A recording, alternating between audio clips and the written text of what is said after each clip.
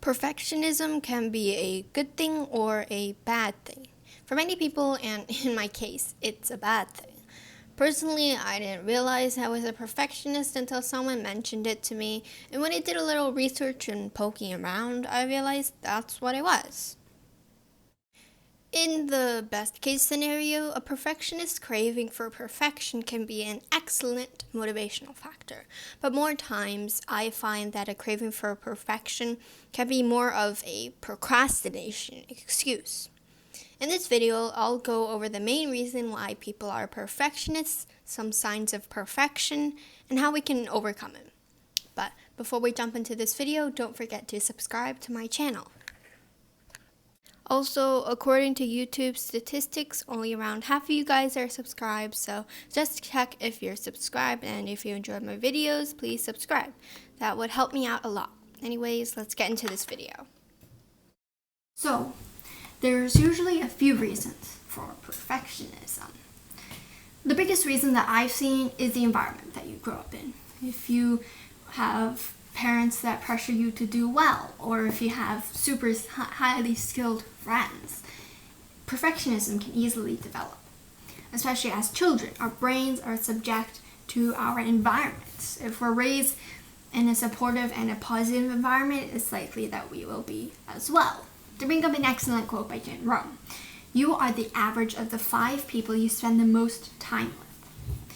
If you grow up with an obsessive, overachieving, and most of all, perfectionist friends and family, it's likely that you will be as well. So, what really is perfectionism? I'd say it's an inner voice that always wants better. Now, like I mentioned above, this voice can be a positive force or a negative energy. It can be a healthy pressure that motivates you to do better, or it could be an unhealthy doubt with whatever you do. There's obviously a clear borderline between wanting to improve and striving for perfection and being a jeopardizing perfectionist.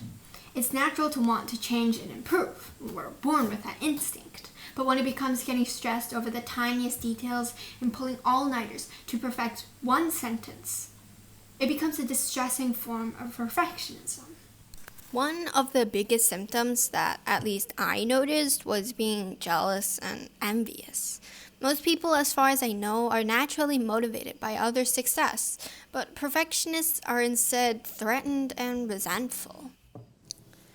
This was the biggest symptom that, if I'm being completely transparent, I could relate to in terms of perfectionism. A few other symptoms are if you're procrastinating on a task for the fear of failure or not being good enough, or if you're terminally stressed. Perfectionism is no fun, and I'm here to help you get over it. As a disclaimer, I am not a psychologist or a scientist at all, and the methods I mentioned here are based off of research and personal experience. If you have a disorder like OCD, don't look here for advice. With that aside, let's move on to the next section.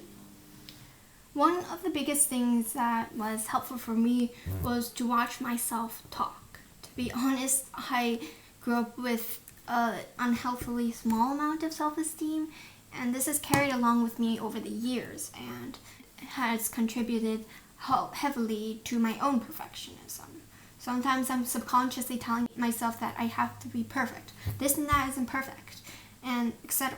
Whenever I catch myself thinking these thoughts, I try to remember, hey, you don't have to be perfect. It's also helpful to challenge your inner thoughts.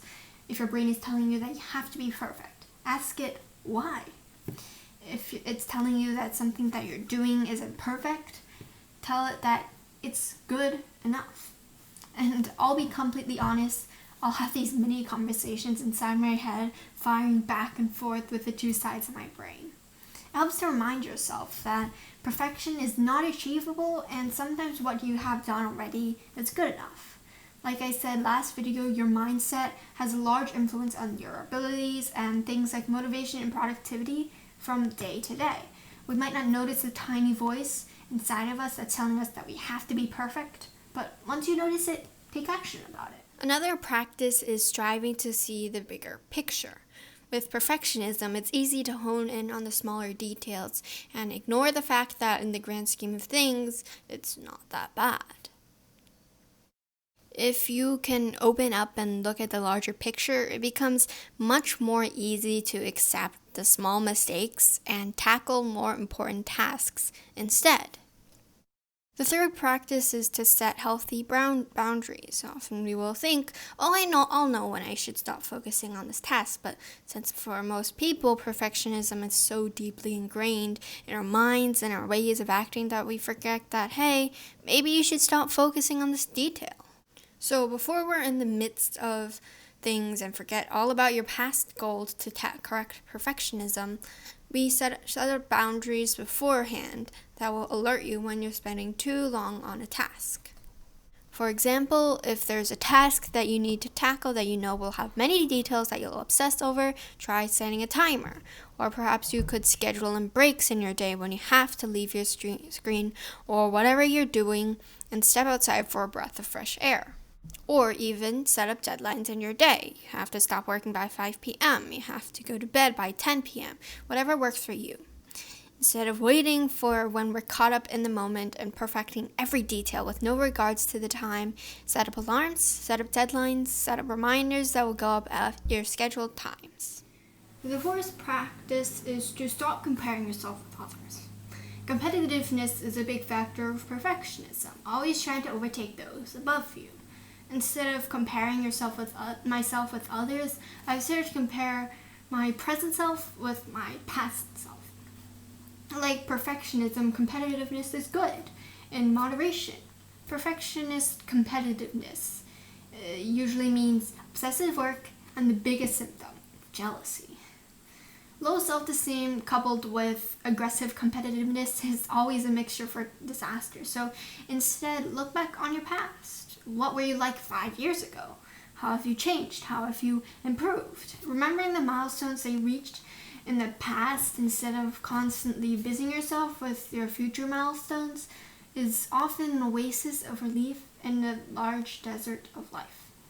No one asks for perfectionism. Perfectionism is not fun, especially not in the case when you're someone who has not a lot of self-confidence.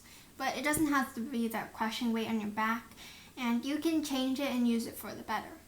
Through applying the tactics above, I've been able to improve my perfectionism slightly. Although if I'm being completely truthful, I still struggle with it a lot to this day.